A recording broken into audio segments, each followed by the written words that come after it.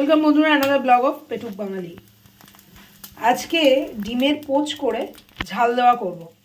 ভাবলাম রেসিপিটা তোমাদের সাথে শেয়ার করে নিই। তো পোচ করার জন্য আমি দুটো ডিমের ঝাল করছি। তো একটা ডিমের পোচ অলরেডি কমপ্লিট হয়ে গেছে, তোমরা দেখতে পাচ্ছ। তো একদম শর্টকাট পদ্ধতিতে কম সময়ে কিভাবে ডিমের ঝাল দেওয়া করবে সেটাই আজকের ভিডিওতে দেখাবো। বন্ধুরা, ডিমের পোচগুলো আমার কিন্তু রেডি হয়ে গেছে। এবার আমাদের কারির জন্য প্রিপারেশন করে নিতে হবে। আমি তেল কড়াইতে গরম করতে দিয়ে দিয়েছি। তেলের পরিমাণটা অল্পই দিয়েছি পরিমাণে, যদিও ঝালে একটু তেলটা বেশি লাগে।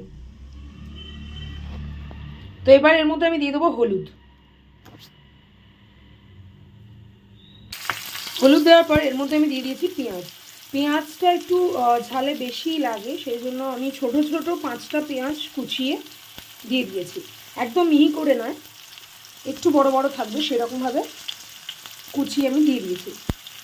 এবার এটাকে পেঁয়াজটা নরম হয়ে যাওয়া অবধি বা হালকা লালচে ভাব হয়ে যাওয়া অবধি ভাজা করব।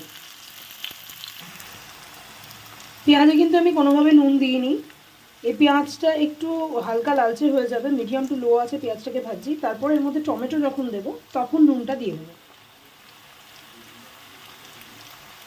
আমি কিন্তু এতে কোনো রকম কাঁচা লঙ্কা বা শুকনো লঙ্কা অ্যাড করছি না, কারণ ঝালটা খাবো না সেই জন্য। তো তোমরা তোমাদের মতো ঝাল অ্যাড করে নিতে পারো। ফোড়নে শুকনো লঙ্কা দিতে পারো, অথবা পেঁয়াজ বা টমেটো যখন কষানো হবে তখন কাঁচা লঙ্কা দিতে পারো।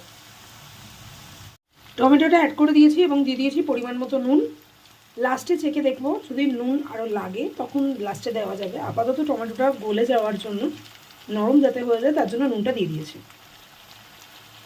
এবার ততক্ষণ কষাবো যতক্ষণ না এতে টমেটোটা পুরো গলে যাচ্ছে এবং গ্রেভিটা তৈরি হচ্ছে, তেল ছেড়ে আসছে। এবার এর সাথে সাথে দিয়ে দিলাম সামান্য লঙ্কার গুঁড়ো, ধনের গুঁড়ো, জিরের গুঁড়ো আর গরম মশলার গুঁড়ো। এবার অ্যাড করে দিলাম পরিমাণ মতো আদা রসুন পেস্ট। 2 চামচ দিয়েছি আমি এখানে আদা রসুন পেস্ট। দেখো এবারে মশলা থেকে কিন্তু অলরেডি তেল ছাড়তে শুরু করে দিয়েছে। তবুও এটাকে আরেকটুখানি আমি গ্রেভি তৈরি করব, যার জন্য আরেকটু কষাবো মশলাটা ভালো করে। এবং এর মধ্যে আরেকটা ইনগ্রেডিয়েন্টসও দেওয়ার আছে, সেটা এবার অ্যাড করে দেবো। এবার আমি অ্যাড করব হচ্ছে কসুরি মেথি। কসুরি মেথি যেটা আছে এটাকে ভেজে গুঁড়ো করেও লাস্টে দেওয়া যায়, কিন্তু আমি এটার ফ্লেভারটাকে আরেকটু বাড়ানোর জন্য এটাকে আমি জলে ভিজিয়ে রেখেছি। 2 চামচ কসুরি মেথি জলে ভিজিয়ে রেখেছি। এই কষানোর সময় এবার ভেজানো কসুরি মেথিটা দেবো। কসুরি মেথি শুকনো দিলে এটা ভাজা বেশি হয়ে যাবে বা পুড়ে যাওয়ার সম্ভাবনা থাকবে। সেক্ষেত্রে কী হবে, এটা তেতো হয়ে যাওয়ার ব্যাপারটা থেকে যায় তরকারিটা। সেই জন্য এটাকে আমি ভিজিয়ে রেখেছি, যাতে ভেজাটা দিলে পুড়বে না, ওভারকুক হয়ে যাবে না জিনিসটা। তো এটাকে ভিজিয়ে রেখেছিলাম যতক্ষণ আমার ডিমের পোচ করতে বা এগুলো রেডি করতে লাগলো, ঠিক সেই সময়টুকু। তো এবার এটাকে এই জলটা সমেত দিয়ে দেবো, কারণ গ্রেভিটা একটুখানি বেশি ঠিক হয়ে গেছে, তো একটু জল তো অ্যাড করতেই হবে। তো এই জলটা সমেতই আমি দিয়ে দেবো। কসুরি মেথিটা দিয়ে দিয়েছি জলটা সমেত। এবার এই জলটা একটু টানার জন্য কসুরি মেথিটাকে ভালো করে মিশিয়ে আর একটু টানবে জলটা, আর একটু টাইট হবে গ্রেভিটা, সেই অবধি আমরা ওয়েট করব। দেখো অলমোস্ট গ্রেভিটা টাইট হয়ে গেছে, তেল ছেড়ে এসছে। এবার এর মধ্যে আমি ডিমের পোচগুলো দিয়ে দেবো। ডিমের পোচগুলো দেওয়ার পর কিন্তু নাড়ানো যাবে না, হালকা হাতে এগুলোকে দিয়ে ওয়েট করতে হবে কিছুক্ষণ, তারপর নামিয়ে নিতে হবে। তো দেখো ডিমের পোচগুলো কিন্তু হালকা হাতে আমি ওপরে সাজিয়ে দিয়েছি এবং সাইড দিয়ে দিয়ে হাতা দিয়ে গ্রেভিগুলো তার উপরে তলা দিয়ে এনে রেখে দিয়েছি।